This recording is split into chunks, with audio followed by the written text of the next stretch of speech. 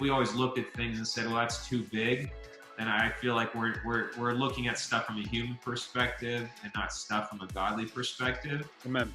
Like I've heard before, like if our dreams seem too big to us and what the Lord's putting on our heart, then we're not praying enough and we're not really seeking the Lord and what our dreams should be, because his dream's a lot bigger than what we can even imagine.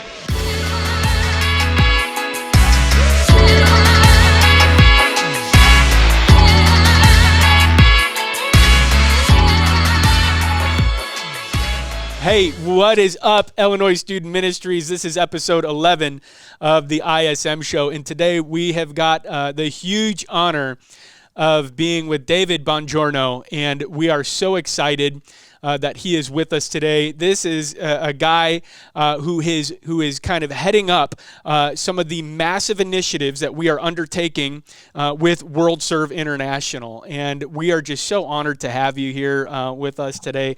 I know that our students are looking forward to this call so that they can hear directly from somebody who is boots on the ground working with this clean water initiative. So can you just introduce yourself? Can you tell us a little bit about yourself and kind of like your role with World Serve International? Yeah, well, thank you, brother Chris. It's been a privilege of mine. First of all, for the last 15 years that I've been involved with World Serve International, my dad has sort of been my boss in a way, and there's just something awesome about getting to work with your own father and just get mentored, by him as well. And, I think over that period, just getting to see his heart, his love for missions and for people, it's really put an impression upon my heart, and even from a young age, I remember, getting up in the mornings and seeing my dad in his word, and just that impression that it left upon me. And then, the neat thing about it as well was when I was 14 years old, so, the age of as you're getting into youth group, he took me over to Africa for the first time. And so just that exposure at a young age, was pretty awesome. Now, to be honest, I was there for 3 weeks, and I was probably sick 19 of the 21 days that I was there, and said I would never go back to Africa. See, never say that. Never say that. I also never felt honestly called into missions, but then it's amazing how the Lord sort of, works those different avenues. And it's basically, I'm not a missionary per se, but just in getting to be involved in missions and just seeing, the church grow. And, that's just been the awesome thing. So World Serve, like I said, I graduated from Vanguard University back in 2005, so an AG school there in California. Yeah, Southern California. And I left literally the day after graduation.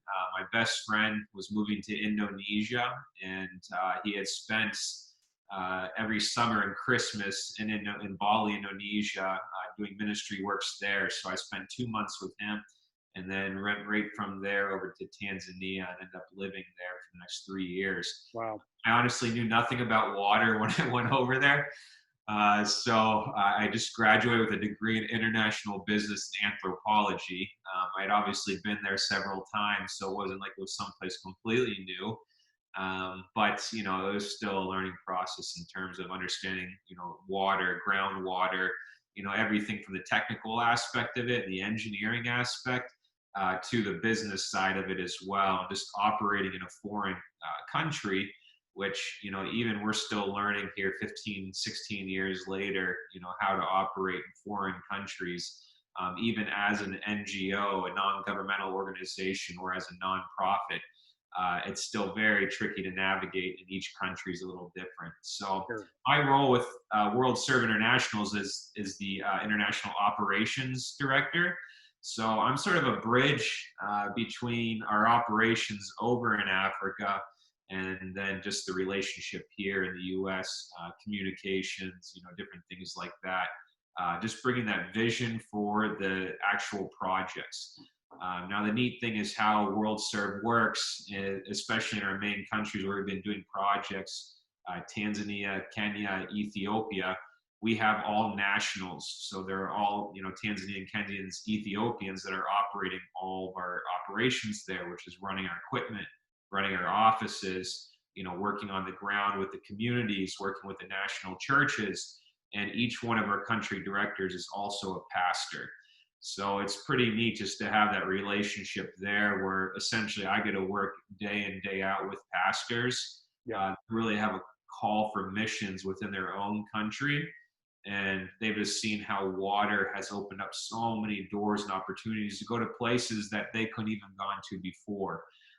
So, just to speed the light, the neat theme there, I really get to say that like water is used as a vehicle to spread the gospel. And, I can go more into that as well, but just a brief introduction of me and who I am, my role with World Serve International. And it's so cool to have you with us because the students of Illinois have been hearing a lot about World Serve International and how we're trying to raise money for Speed the Light so that we can help fund some of these water well projects that are happening in Africa. So I guess the big question that I have for you is when students are raising this money for Speed the Light, and they're giving towards this initiative, what are they funding practically, right? And we'll talk about the spiritual side of this in just a second, but can you just tell us practically, okay,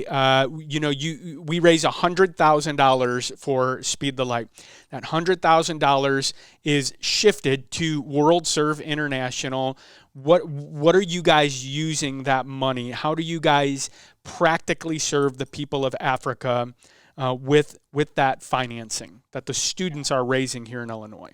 Yeah, well, the really encouraging thing just from, hearing the stories of just how much sacrifice that the students have put into trying to raise money, it's just been really inspiring. And the neat thing about what World Serve is able to do as well, we've developed relationships obviously within the church and, specifically with the Assemblies of God. But beyond that as well, because our board members are very diverse. Some of them are from different backgrounds or different church denominations. But then also as well, we work in the business community and then the sports world as well.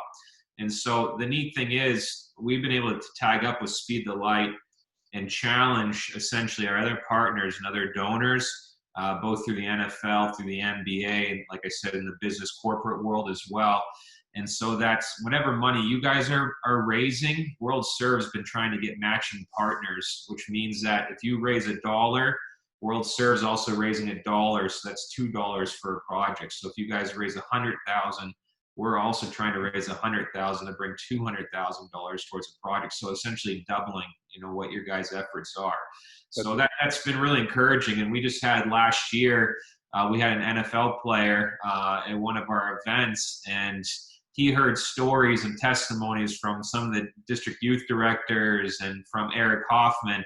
And he said, he came and spoke to the room and he goes, you know what? There's students, 13 to 18-year-olds across this country that are doing more fundraising and have no fear whatsoever to really bring that message of clean water to people. And he goes, here, we're all professionals and adults and have access to resources, and they're out doing more than we are. Yeah. He challenged the room because of that. So anyways, I just wanted to start off with that aspect of it, that your guys' efforts are actually being doubled by partners that we're able to bring to the table. Now, the second part of that is where we've really focused on are the unreached and the neediest of the communities. Yeah. We identify those communities in a couple different ways. First of all, our relationships in country with community development officers, with the ministries of water, and the rural water supply, but then also through the church as well, because if you take Kenya, for instance, the Kenya Assemblies of God has, I think, over 4,000 churches in Kenya alone. And some of those are in Nairobi and some of the bigger cities, but a lot of those are spread throughout rural Kenya. Sure. And so when you're talking about rural, you're talking about communities from, a couple thousand, no more than maybe 7,000, 8,000 people. And you're talking about no roads to get out there. You're talking about no access to electricity. And you're talking about no access to water or sanitation either. So we've focused really on there where the biggest needs are at. And like you said, the spiritual aspect is one part of it as well. But back to the physical need portion of it, you go out to these communities and just statistics and averages, They say the average woman, because the women are typically the ones who bear the burden for getting water, and the children as well. The women and children walk an average of 5 kilometers or 3 miles one direction to get water. Wow. So I know you were saying about you have an initiative coming up with walking for water and carrying buckets of water. So a 5-gallon bucket, which is the typical source that's our method that they'll collect water in. When you fill that 5 gallons up, it's 8 pounds per gallon, so 40 pounds. And you'll see these women that will have a baby on their back, a jug or something balancing on their head, and carrying maybe 1 or 2 in their hands as well. Wow. And they're going 3 miles or 5 kilometers one direction with this. So you can imagine the weight that they're carrying for there. So these are tough, tough women.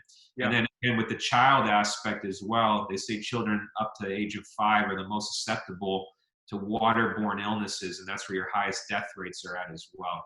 Wow. So you're really going out to these areas that don't have, like I said, any access to clean water.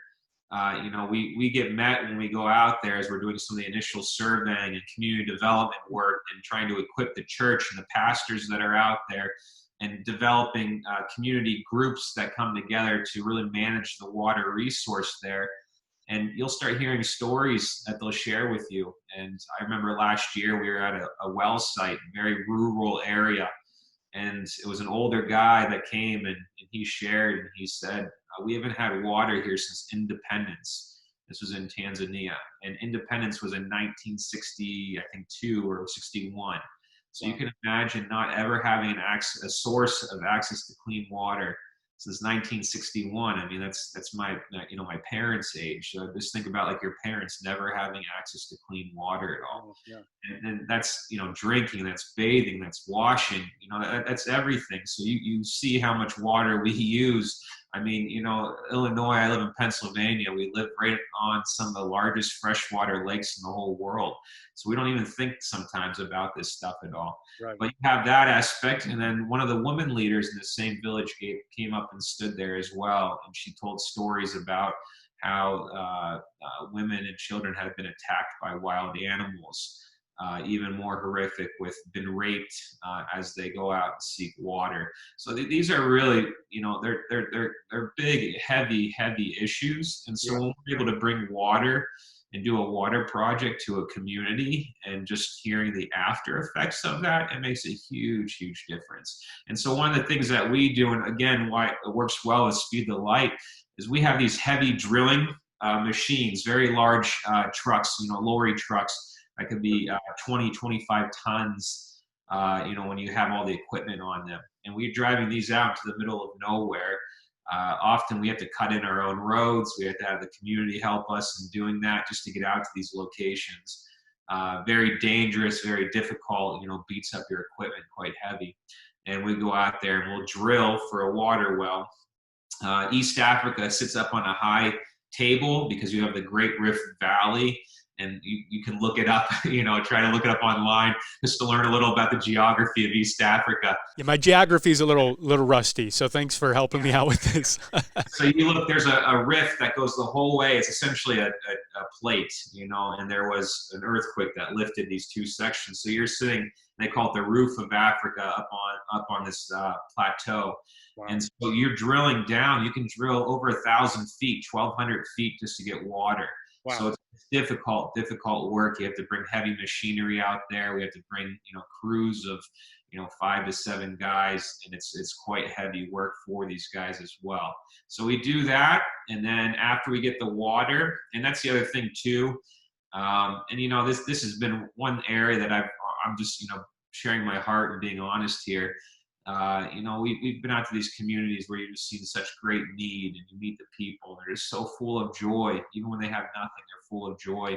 And we'll drill, and you get a dry well. And there's been so many times where I've just sort of been out there, and you see that excitement to that sheer excitement and sheer disappointment, and you just sort of pray. You ask, Lord, why? I don't understand. Lord, why?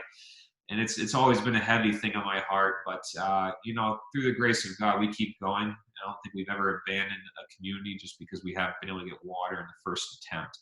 And we'll keep going and keep going. And so these are different things. I'm just sort of explaining where funds go to through the process, because we're doing stuff that nobody else wants to do. We're going places no one else wants to go, and doing these works which are just very, very difficult to do that. So in the case that we do get water, then what we wanted to do and decided to do was put all solar pumping systems on there. So the solar power, the panels, essentially is what lifts the water to the surface, and then we put it into large holding tanks, where the water can sit there. And then we have pipelines going throughout the community where there's distribution points. And that's where the women and children can come and essentially turn on a tap. So it just makes it, Africa was really accustomed to hand pumps in these rural areas. Sure. So you have to physically work, and you're limited about, the amount of water that you can get out of a hand pump. And so we sort of wanted to give Africa our best and the best technologies and do things that could last, 15, 20, 25 years. Yeah. So, it's a big, big job that we do on each site, and every community is slightly different. And, we try to do every community like it's its own project and own set of circumstances and their own people that we work with. So it's from the operational side, it's a big job every single time we go out to do something. Yeah, and I think that resonates, and I think that needs to resonate with our people too, because as we've been talking about these water well initiatives, one of the things that we've been trying to tell people is that, like, this isn't like a rinky-dink operation. This isn't like a well with like a bucket and a rope, right? So what you were saying is, like, you will bring out this machinery, these lorry trucks with these drill rigs that are attached to them, and you will have to go down into the earth, sometimes 1,000 or more feet, just because that rift that raised up Africa on the eastern side, where you guys are at, like in Kenya, you have to drill down significantly just to find these underground water reservoirs where they exist. And I think it's incredible. I love what you said, because you said we are doing work that nobody else wants to do, and we're going places that nobody else wants to go. Ladies and gentlemen, that's the gospel. Like, that's the book of Acts. That's Paul going out on missionary journeys to dangerous places and places that are difficult to do ministry in, and bringing living water to people. And what we see in World Serve International is that you've got this group of individuals who are passionate about going places where clean drinking water hasn't existed for years and years and years. And they're going to places that nobody else wants to go, and they're doing work that nobody else wants to do, so that they could provide access to clean, physical drinking water. And that has really paved the way for you guys to also create access to living water as well. Can you talk about some of, like, the spiritual revival, some of the things that are happening in these communities? Correct me if I'm wrong here, but the way that I understand it is that you are trying to work with Assemblies of God churches and Assemblies of God churches in these communities, whether they exist there or not yet. You're trying to put it on those properties, or you're trying to build churches on the properties where the wells are going, right? So can you talk to me a little bit about that side of it? Yeah, no, that's been the really neat portion of this as well. Is working with the national churches there, because, like I said, they're a huge force. They have a lot of churches, but to be able to provide an opportunity for them to really reach out to the communities, because first of all, two communities or areas that we're trying to always assist in, and that's unreached people groups, so areas that have never heard the gospel of Jesus Christ before.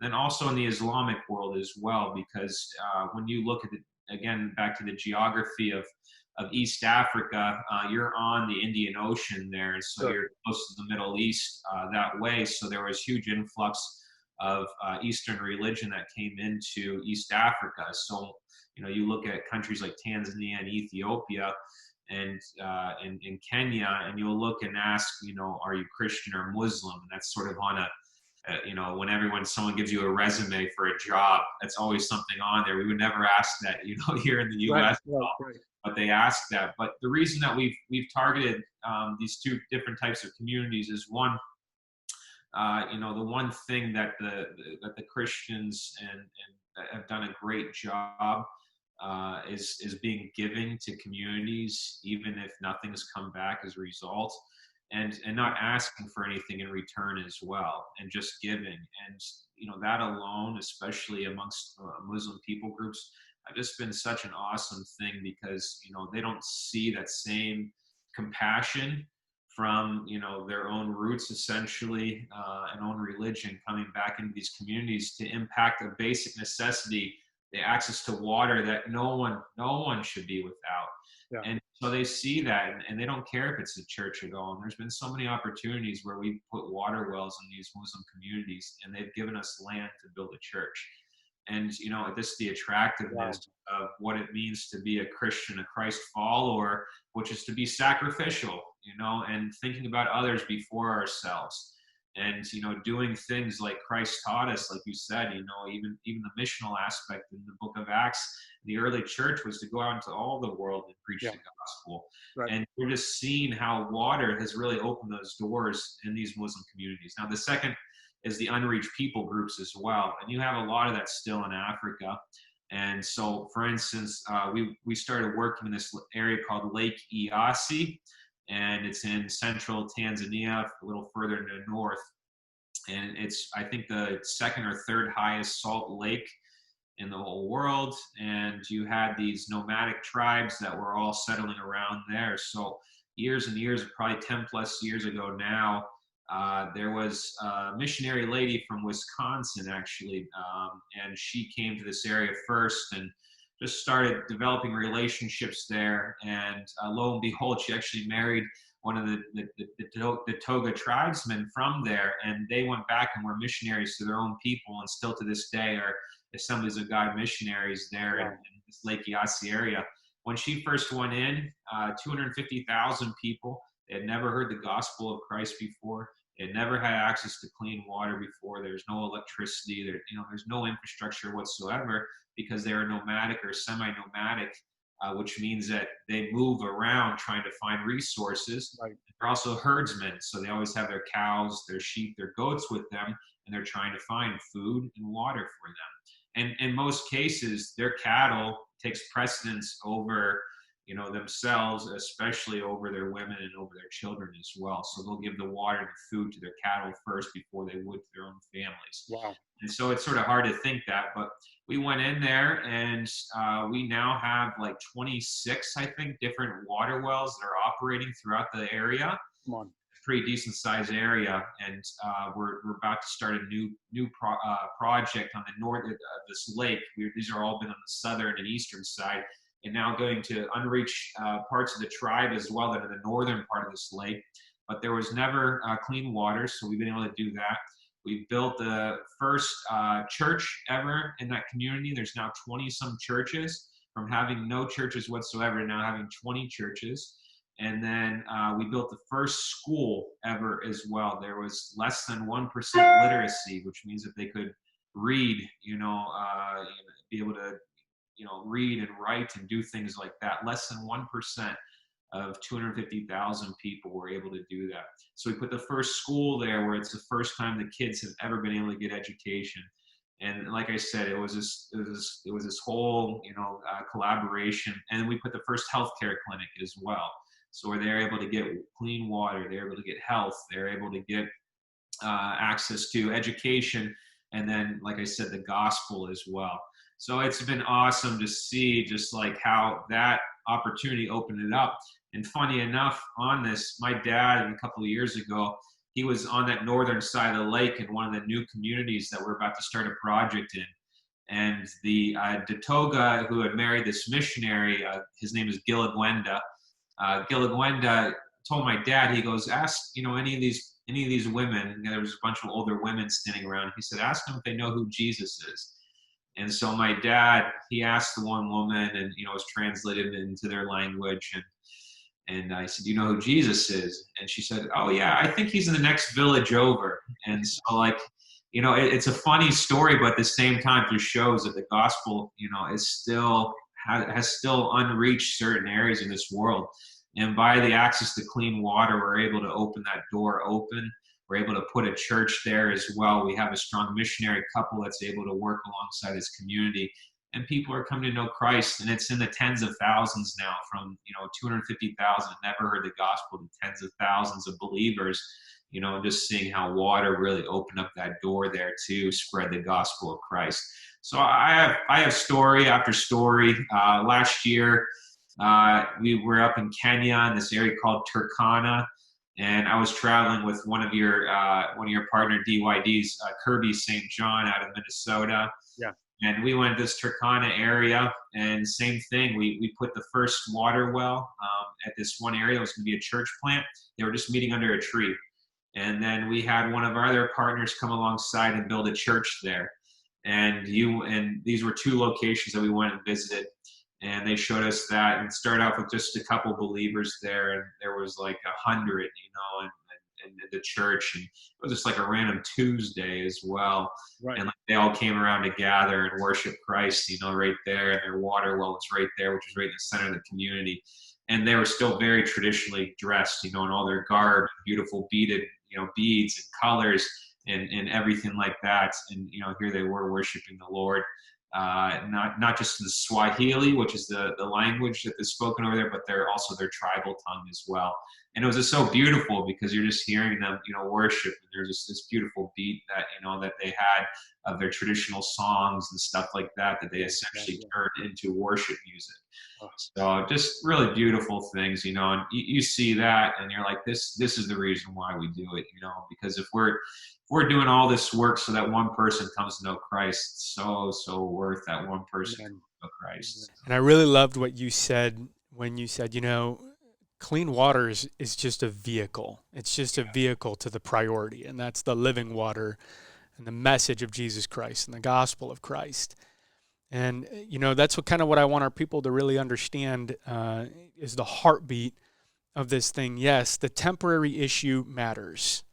And we need to get these people clean drinking water, because when we're looking at some of the statistics and some of the things that I've been reading, is like, 2,000 children a day die because they don't have access to clean drinking water. We're seeing people whose bodies are riddled with parasites and worms because they don't have access to clean drinking water. Okay, when the water that's in your toilet is 20,000 times cleaner than the water that people in Africa have access to drink. That's a problem that we should address, and we should address it because that's the compassionate and that's the right thing to do. And when we go to people, like the Bible says, with even a cup of clean water offered in the name of Jesus, that just opens doors. It creates avenues for the gospel to penetrate and the living water to do its work. And that's really the point of everything that we're trying to do here in Illinois Student Ministries, is we're raising money for Speed the Light so that we can give it to our Illinois missionaries, and we can give it to incredible projects like World Serve International. And although we are using clean water as a vehicle to address a temporary issue, right? It's that vehicle is leading us to the heart of the eternal issue, and that's getting people connected with their Lord and Savior, Jesus Christ. Thank you so much for the work that you guys are doing. Truly incredible stuff. Blessing to partner with you guys, really. And like I said, my desire would be to get everyone over there, and from yourself down to every student. It would be such an awesome thing, because like I said, the impact that it left on me as a 14-year-old. Yeah. I first had that opportunity, to where I'm at now at 38 years, 38 years old with my own kids. I couldn't have envisioned, because to be honest, I was a homebody and a mama's boy when I was younger, and I love being at home, and my mom was one of my closest friends. So, from that to, even going to college out in California from Pennsylvania to, spending time over in Indonesia, and then traveling and, filling up my passport and stuff like that. And it's just been really, really neat opportunity. And like you said, like you start looking at the statistics of what people go through, and like you can't help but want to do something, because like people are struggling, man. And like you see that, and like you go and you see this dirty water hole, and cattle will be coming in there and urinating and going to the bathroom in there, and then you just have the women coming down on the other side. It's not like it's any different. It's the same water hole. and Yeah. those push the film, that's built up on the top, and they, fill their buckets in there, and then they'll even drink that. Like because I've asked them several times, like, would you actually drink that water? And they drink it like it's no problem. Wow. And you know that it's impacting their bodies. I mean, I really think like, and I don't know this from a physiological scientific, but their bodies must be at least able to process stuff to some extent a lot more than what ours are in terms of just the bacterias and stuff like that. Because if I were to do that, I'd be in the hospital and possibly dead in a short period of time. Sure. Because they deal with problems like typhoid and malaria and other things like diarrhea. Here in the U.S. is a big inconvenience, but over there it kills people, especially like you said, 2,000 children a day, and diarrhea is one of the main causes of that. So Yeah. it's crazy. It's just crazy to think about. Like we can go down to Walgreens and get Pepto. Like we just don't think about how blessed we are. You know what I mean? Like diarrhea killing people. Like if our children had diarrhea, we go and get Pepto. We go to Walgreens. We get them fluids. We get them some Gatorade to boost up their electrolytes again. Like think about how privileged and how blessed we are in the United States. And yet a mother in Africa notices her child has diarrhea, and that's catastrophic, isn't it? Yeah, we were just at a health clinic back in February when I was over in Tanzania, and that we just were able to do a large scale project there where it was like 7 or 8,000 people in this community, and we put distribution lines going miles in all different directions to like the health clinic and to the schools and to other neighboring communities that didn't have access. Like this really large scale project. We have it on monitoring systems, remote monitoring systems, so we can pull up the data and see the amount of water being used, all the different statistics on the water and the well itself.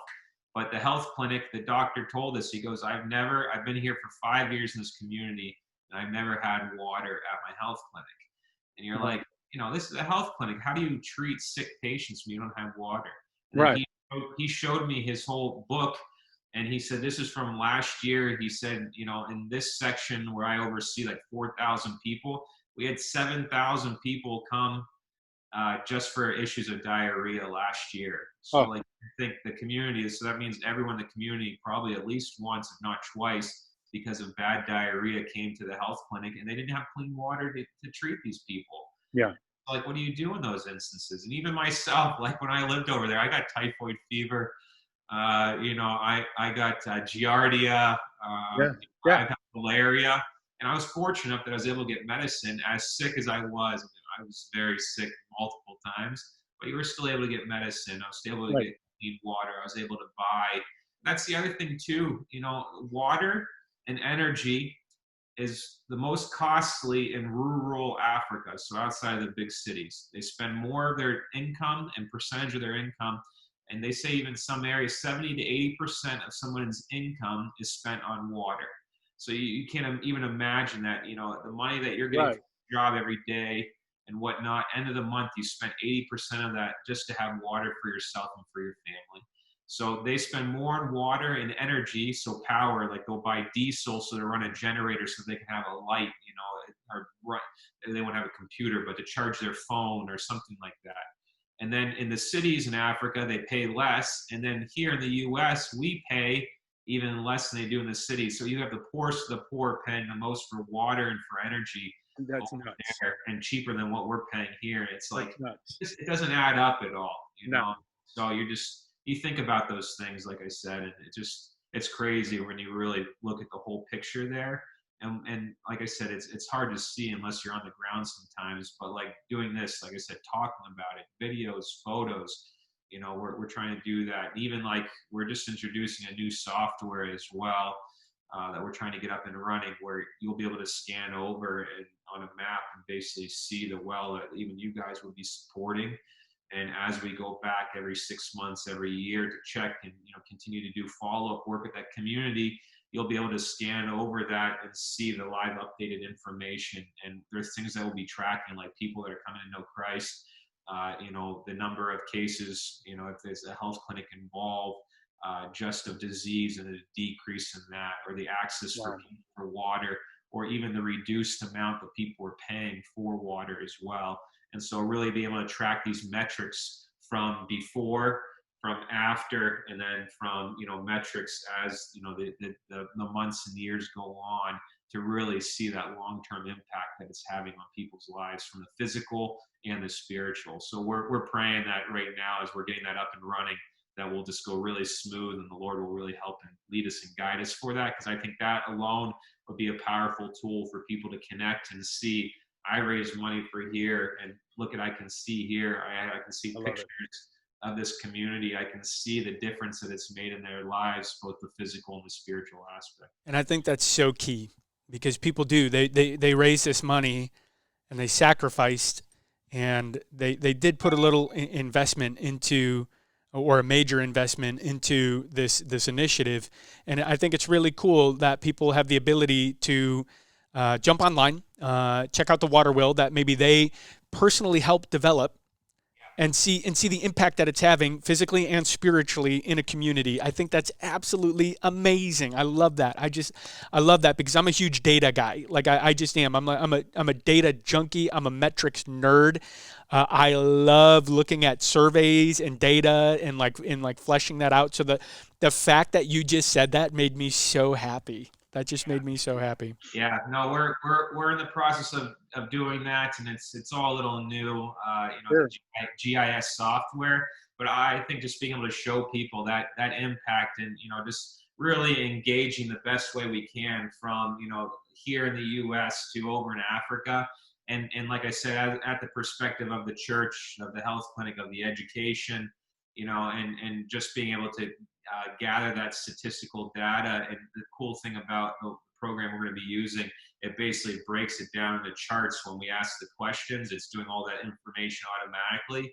And so, it'll give opportunity for people to come, onto WorldServe's website, and I'm sure we'll have a link through Speed the Light as well, Sure. where they can actually see that happening. I'm really excited, because even last year, through your guys' efforts, it helped us to buy some new equipment for Kenya. And so some of that equipment's starting to pour in now. And we just had a big magnet made with Speed the Light's logo on the side of it that we get to put on the side of the trucks. There's really say thanks to that with Speed the Light and some of the other partners that came alongside as well to support. Awesome. So we're really grateful. The national church is really, really excited. These communities are excited. I think through last year's efforts, it will impact 80 to 100,000 people for access to clean water. So, that's just really awesome. And I know you could maybe look at that and be like, okay, there's 1.2 billion people in Africa. I think the global figure is 1 billion people lack access to clean water. Majority of that is in Africa. And you're like, well, what's 100,000? But if we always looked at things and said, well, that's too big, then I feel like we're looking at stuff from a human perspective and not stuff from a godly perspective. Amen. Like I've heard before, like if our dreams seem too big to us and what the Lord's putting on our heart, then we're not praying enough, and we're not really seeking the Lord on what our dreams should be, because His dream's a lot bigger than what we can even imagine. And He even says that in the Word as well. And so I think just we need to dream big, and like I said, if it impacts one person, one person comes to know Christ, like I feel like everything would be worth it. Now, obviously, we want to be able to do that to the maximum, and impact thousands, if not millions, of people for clean water. And I think we sort of look back and try to track that over the years. And I think right now we're at like over 3 million, maybe approaching the 3.5 million people, just from over the years of being a presence in East Africa, having equipment offices, people that have had access to clean water as a result. So that's really exciting as well. It really is. Man, that's awesome. And if I can speak to my people for just a second, because one of the things that we're going to be doing at the end of the month, at the end of July and at the beginning of August, is we're going to be doing this thing called Walk for Water. And we're going to be challenging our students and families, really families across Illinois. Okay, don't just let the teenagers get away with this. Everybody jump on. Come on. This is something that we can all be a part of and really dream for and help out, right? Like, this is such an incredible opportunity for us to be a part of something that's so much bigger than ourselves. So at the end of the month, end of July, beginning of August, We're challenging our students and our families and our churches across the Illinois district to join with us in the Walk for Water initiative. And what we're going to be challenging you to do is walk 1, 3, or 5 miles with a couple of gallons of water in your hand. You heard David talking about it earlier, where these women are walking 5 kilometers, they're walking a 5K pretty much one way in order to have access to water that's not clean. Can we walk 1, 3, or 5 miles with clean water in an effort to symbolically say we are trying to get clean water to you in Africa, and we are going to do that by walking with this water so that you can also have access to the living water of Jesus Christ. Pastors, I want you to know, leaders, I want you to know that we're going to have a digital download resource available for you, and it should be available right now as this video is releasing, as I am speaking. And in fact, we're going to attach the link to this video. And if you just hit this link that's attached to this video, you will have a resource that will get you a ton of social media promo. We're going to give you videos. We're going to give you graphics. We're going to have pledge sheets that you can go door to door. Students, call that rich aunt, call that grandma, call that grandpa, go to that neighbor and ask them if they would sponsor you as you walk 1, 3, or 5 miles with this water in your walk for water to provide clean and living water to the people of Africa. Listen, David said it. We want you to dream big. What can God do through you? We're just asking you to do everything you can and then watch God do everything that you can't. I want you to do everything that you've possibly dreamed of doing, and then I want you to watch God just blow those dreams and expectations out of the water. No pun intended. I want you guys to think about the fact that while you're walking here, you are stepping in Africa and you are doing something. You are going places that nobody wants to go, and you are visiting communities and doing work that nobody else wants to do so that you can get the gospel of Jesus Christ to people who need it desperately. Not only will you have a temporary impact on helping people's physical bodies, you're changing the socioeconomic climate of these communities, you're helping the education be on an increase. You're helping people's physical bodies have clean water, but you are also impacting their eternity as well by providing access to the living water of Jesus Christ. Man, thank you so much. And is there anything else that you would like to say to our students as they're maybe preparing to do this water walk, man? Yeah, last year, I told you before we started recording, but last year I had a friend. We were over in Tanzania looking at some projects with. He's an NBA player. His name's Malcolm Brogdon that plays for the Indiana Pacers. Oh yeah. So your neighbors, and Right. anyways, they were doing some photos and stuff like that, and so he wanted to walk with 2 women that were basically getting water from a dirty water source and bring it up to their home, and it was like 1.5 kilometers, so a little over a mile. And anyways, he took the 5-gallon bucket, so 40 pounds, and each of these women had a bucket on their head and then maybe like 2-gallon buckets in each of their hands. And they're walking up this dirt hill, they're wearing flip-flops and they have like their skirts on and stuff like that. And here's Malcolm, an NBA player, and he was carrying in one hand, and he would, have to stop and switch it over to the other hand. And every time he stopped, these women would start laughing at him. It was like, it was just like funny to see that visual. Yeah.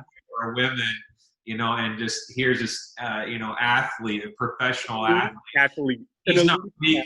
He's not weak by any means. I mean, he's Malcolm's a strong guy. Just a real tough guy as well. And so just seeing him and then just watching these women actually laugh, even though they're carrying a heavier load themselves, just the aspect that it is, I think that you see it is a lot of work. It's not an easy thing. So like, I really commend you, and that's awesome, because if it just gives us a glimpse, of what people go through on a daily basis, I think just even that glimpse, it sort of changes our perspective and gives us a little reality. Because like I said, we do have it easy here. We really, really do. And even when times get tough, the reality is if we step back and look at everything from a whole, we're so blessed. And I think with how we're blessed, we need to be blessed to be a blessing to others. and just continue to be sacrificial, continue to give, continue to have a heart of sacrifice and sacrificial, because like it's the same thing as well. Like we should give not out of abundance, but out of sacrifice. And that's really where the Lord will start blessing us, and you never hear any stories of anyone that regrets, giving towards the poor and doing stuff for the poor and for the needy and the widow and the disenfranchised and those that don't have a voice.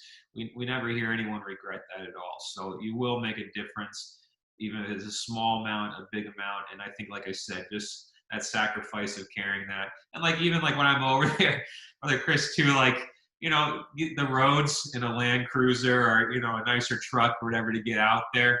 And I know, you're going to get beat up body wise. You're going to get dusty and dirty. They're really long days to get out to these communities. Yeah. And like, you face that, and I know what the expectation is, I do that. I feel like just that little bit of uncomfortableness, if that can just give me a glimpse, it sort of refreshes my batteries and, just says, David, you need to pray more. You need to be more sacrificial. You need to just think about others more than yourself, and I think that reality check is just the Lord's way of saying, like, just be grateful and do more. So, no, I appreciate you guys. It's awesome what you're doing. It's awesome to hear your heart.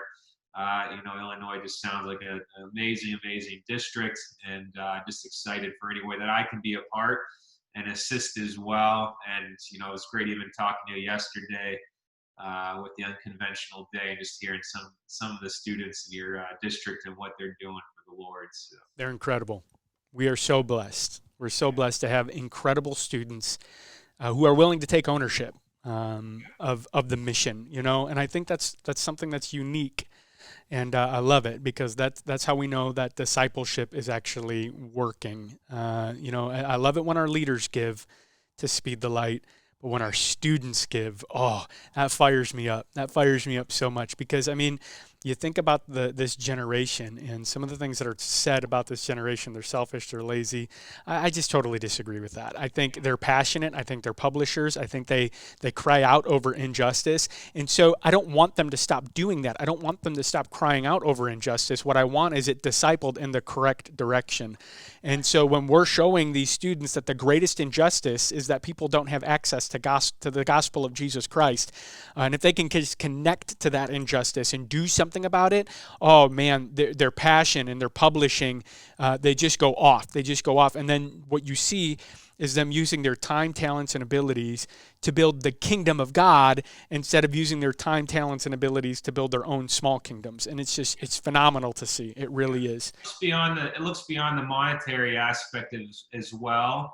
And saying, I'm just trying to raise money. You're basically saying, I'm trying to, push or forward a mission as well. Yeah. People come to know the gospel. And so when you can bring, like you said, your friends, family, whoever along and walk alongside in the sacrifice that you're doing to raise funds, but saying it as a mission, it's so much more than just raising money, because it's always awkward somewhat to ask people for money. But if you're asking people to partner with the mission, then that's something completely different. And when you're compassionate about it, like you said, when the leadership can show that heart towards it and disciple kids in the right direction, then it's just such a beautiful thing. So I've been touched. And like I said, I'm so excited, because I feel like my kids are in such good hands as well. And that to me is just really, really exciting as well. Amen. Well, students, thanks so much for joining us on this interview with the incredible David Bongiorno with World Serve International. And we are so excited to be partnering with World Serve as Illinois Student Ministries to bring physical drinking water to the people of Africa that provides a vehicle to the living water of Jesus Christ. Thank you so much, students. And again, please keep pressure on your pastors to really be a part of this thing and to join in and to download all of the resources that we are making available to you on the link that is attached to this video so that you guys can be a part of the incredible Walk for Water initiative.